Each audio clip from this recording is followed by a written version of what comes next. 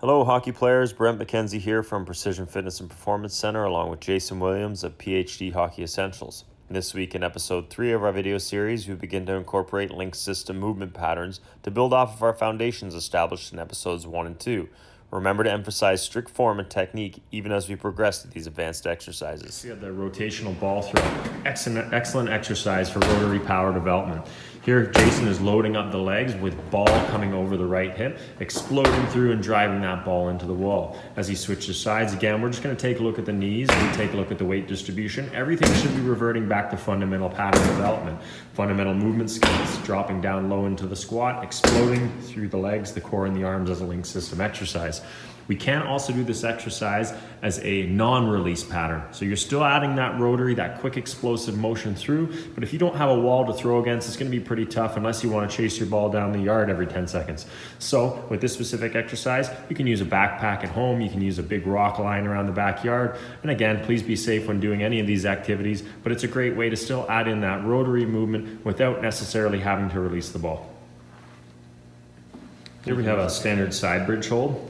Looks easy, but there's a lot of things to remember with this particular exercise. A lot of it is keeping your body off the ground, but there's a lot to do with positioning in terms of where your arms are or where your legs are.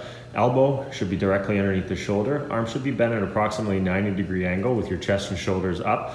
Want to again keep that posture strong with a big tall chest.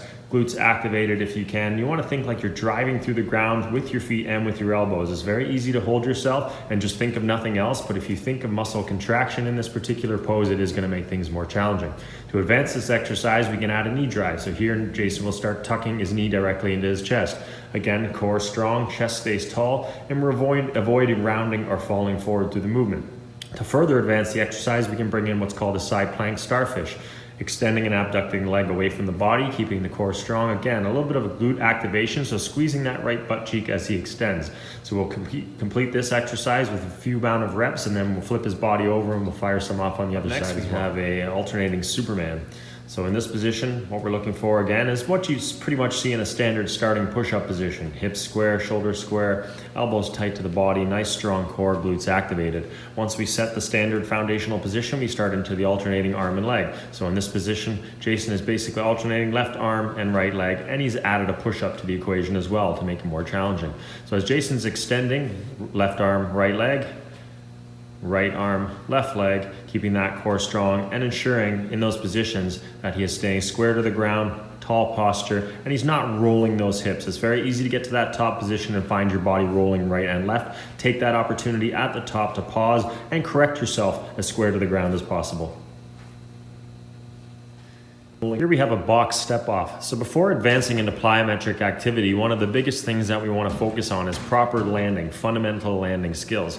We often see plyometrics done where people are just jumping all over the place. Landings are off. There's no specific pattern or reason as to why they're jumping as many times as they are. So what we're trying here to do is just simply stepping off about a 12-inch box, a 1-foot box, and we're working on athletic low landing. So as Jason steps, he drops into a 2-foot position, bending his knees 90-degree angle again or slightly lower. That chest is athletic and that back is straight. This exercise is a lot more difficult than it looks for many. As they step off the box, there is that tendency to want to fall forward and to not be 100% sure on where weight distribution should be. So once you develop that fundamental skill pattern, you're going to step into a single leg advancement of this exercise, where you can then go to one leg, adding that little bit of extra balance and working on that decelerated landing. So again, we're still functioning and working on decelerated landings. We're still working on absorbing impact as we land. But the big thing we want to think of is being soft on those feet, landing through the midfoot and heel, and just absorbing that landing with a nice straight knee. So again, emphasis on the balance, the control of the body before progressing to more advanced plyometric exercises and potentially higher boxes. Here we have a quick feet agility exercise. So what we're looking at here is Jason's moving his feet as fast as he can, as explosive as he can, in and out of the ladder. Now, if you don't have a ladder at home, you could do this over a line on the sidewalk. You could draw a line with a piece of chalk and do the same thing. And this one here, you can move side to side. We're just transferring it to a lateral shift. So now we're moving fast with quick feet. We're decelerating and bending the knees as we hit the sides of the ladder.